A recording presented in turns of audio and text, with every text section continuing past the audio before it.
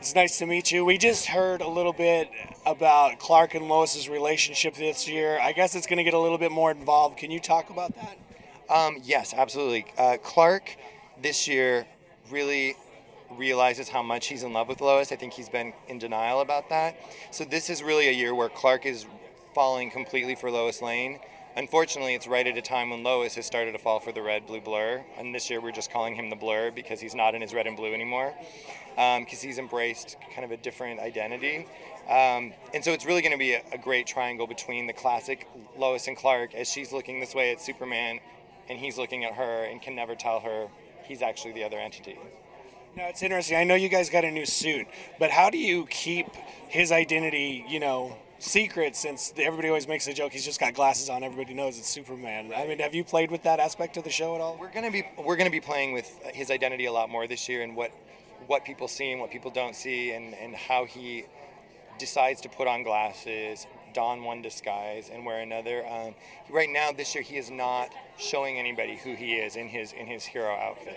So he's kind of lurking in the shadows, saving people and leaving his symbol behind as kind of a calling card. So that everybody knows there is a hero out there saving, but nobody sees him. So it's kind of one step toward being Superman, who he's going to become. And how did the loss of Jimmy sort of change the whole dynamic of the show? Not going to lie, that was a tough decision. But what we intended for it to do and the way it's launching this year is it's thrown Clark into being a complete hero, giving up every part of his humanity, giving up the identity of Clark Kent. And it's thrown Oliver into the opposite direction of giving up being a hero. So those two people over the course of the first 9 episodes are really going to find their way back into being kind of a better version of who they will eventually become.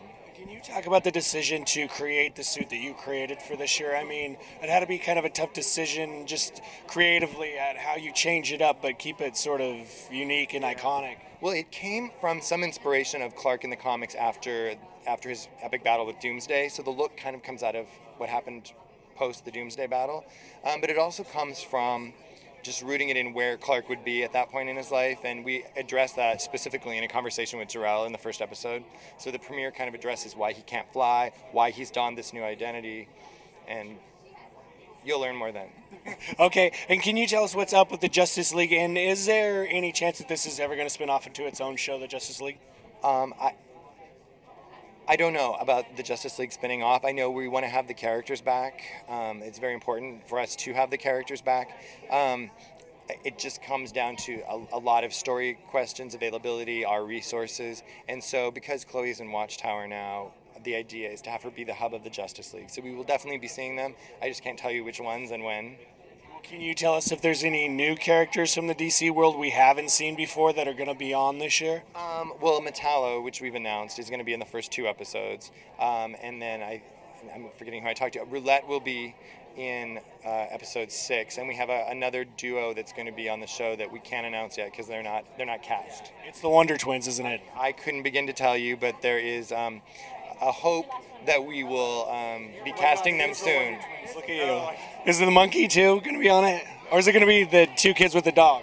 I can't speak to that, but they will be 2 characters that people are pretty familiar with. So it'll be fun. Okay. Well, thanks so much for your time. That was great talking to you. Thanks.